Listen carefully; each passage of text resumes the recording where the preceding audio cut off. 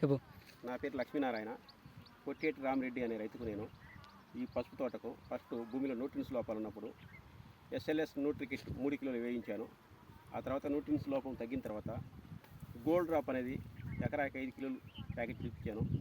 ఆ తర్వాత కల్పతరు అనేది ఎకరాకి 5 లీటర్ల చొప్పున వదిలించాను. ఆ తర్వాత ఇది ఐటానికి ఎమ్ అనేది 2 కిలోలు వదిలించాను. ఆ తర్వాత దీనికి లీటర్ బాటిల్ టోపాజ్ అనేది ఎకరాకు లీటర్ వంతున న్యూట్రియన్స్ కలిగినది వదిలించాను. ఎక్కడే కానీ పసుపు కొమ్ముకు పుచ్చు కానీ కాయ నఫరా కానీ ఏమీ లేకుండా మంచి క్వాలిటీతో మంచి దిగుబడి వచ్చింది.